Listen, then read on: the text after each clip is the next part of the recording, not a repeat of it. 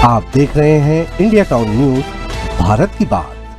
नमस्कार, आप देख रहे हैं इंडिया टाउन न्यूज। मैं हूं आपके साथ कमर गौस। आज हम नेशनल पॉलिटिक्स में बात करते हैं भारतीय जनता पार्टी और आरएसएस की।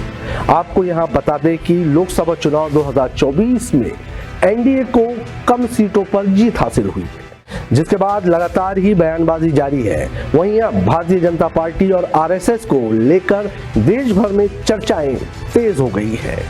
बता दें कि दशकों से बीजेपी और आरएसएस एक ही लय में चल रही है।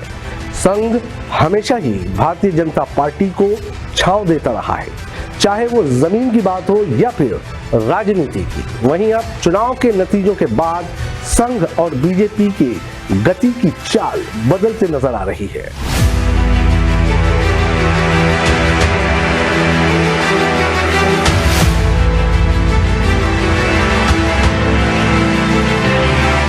दो पक्ष है, विरोधी पक्ष कहते हैं, मैं प्रतिपक्ष कहता हूं।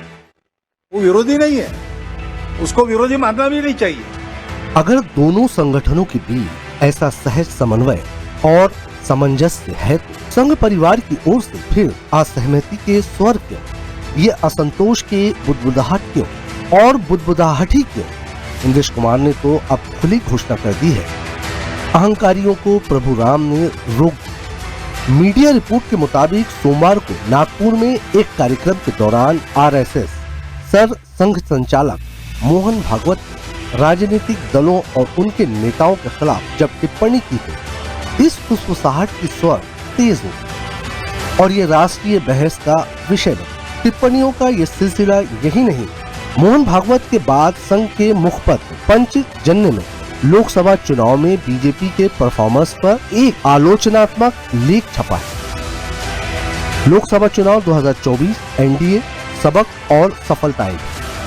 ऑर्गेनाइजर में भी टिप्पणी की गई। इन लेखों पर चर्चा हो रही थी कि संघ नेता नीतीश कुमार ने सार्वजनिक मंच से कहा कि राम सबके साथ न्याय करते हैं। 2024 के लोकसभा चुनाव को ही देख लीजिए, जिन्होंने राम की भक्ति की लेकिन उनमें धीरे धीरे अहंकार आ गया।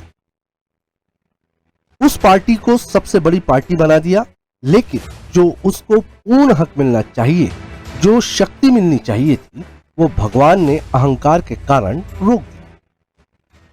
अभी इस 2024 में भी राम राज्य का विधान देखिए, लोकतंत्र के परम में कैसा है। जिन्होंने राम की भक्ति की पर धीरे धीरे अहंकार आ गया, उस पार्टी को सबसे बड़ी पार्टी घोषित कर दिया। और उसका और जो पूरा उसको मत मिलना चाहिए, जो शक्ति मिलनी चाहिए, वो भगवान ने अहंकार के कारण दिया। जिन्होंने राम का विरोध किया उनमें से किसी को भी शक्ति नहीं दी, सब मिलकर भी नंबर 1 इन्होंने नंबर 2 पर खड़े कर दिए। इसलिए प्रभु का न्याय बड़ा विचित्र नहीं है, बड़ा सत्य है, बड़ा आनंददायक है। वहीं मंत्रिमंडल गठन के बाद नागपुर में आरएसएस प्रमुख मोहन भागवत ने कहा था कि चुनाव सहमति बनाने की प्रक्रिया दोनों पहलू सामने आए, इसलिए ऐसी व्यवस्था चुनाव प्रचार में जिस प्रकार एक दूसरे को लताड़ना, तकनीकी का दुरुपयोग करना, असत्य प्रसारित करना ठीक नहीं। सेवक को कभी अहंकारी नहीं होना चाहिए। भारतीय जनता पार्टी के नेता सिर्फ मोदी के चेहरे की चमक पर चुनाव जीते, ऐसा बार बार नहीं होगा। उन्हें अभी जमीन पर जाकर जनता की समस्याओं को खत्म करने का प्रयास करना है। काम करने वाला उस मर्यादा का ध्यान रखता है। वो मर्यादा ही अपना धर्म है, वो मर्यादा ही अपनी संस्कृति है, जो महाराज जी ने अभी बहुत मार्मिक कथाओं से थोड़े में बताई, पूरी बताई। उस मर्यादा का पालन करके जो चलता है वो कर्म करता है, लेकिन कर्मों में लिप्त नहीं होता, उसमें अहंकार नहीं आता कि मैंने किया, और वही सेवक कहलाने का अधिकारी रहता है। जिस प्रकार ये बातें हुई, जिस प्रकार एक दूसरे को लताड़ना हुआ, जिस प्रकार प्रचार के दौरान हमारे करने से समाज में मनमुटाव बढ़ेगा, दो गठ बटेंगे, आपस में शंका संशय उत्पन्न होगा, इसका भी ख्याल नहीं रखा गया। और विनाकारण संघ जैसे संगठनों को भी उसमें खींचा गया। टेक्नोलॉजी का सहारा करके असत्य बातें परोसी गई। नितांत असत्य। चुनाव लड़ने में भी एक मर्यादा होती है, उस मर्यादा का पालन नहीं हुआ, क्योंकि उसका पालन होना इसलिए आवश्यक है कि हमारे देश के सामने चुनौतियां समाप्त नहीं हुई। अब सरकार बन गई, वही सरकार फिर से आ गई, एनडीए। जगह जगह और समाज में कलह ये नहीं चलता। 1 साल से मणिपुर शांति की राह देख रहा है, उसके पहले 10 साल शांत रहा।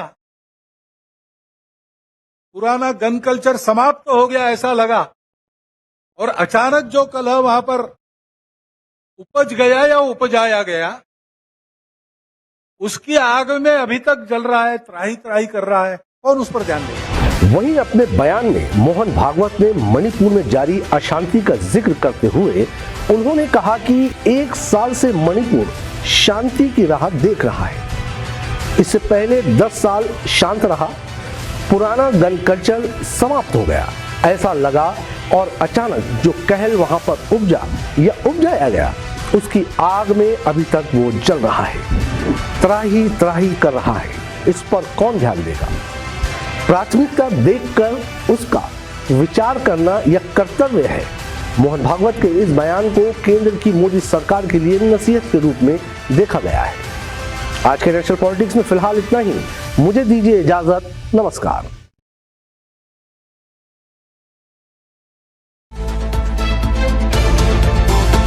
आप देख रहे हैं इंडिया टाउन न्यूज, भारत की बात।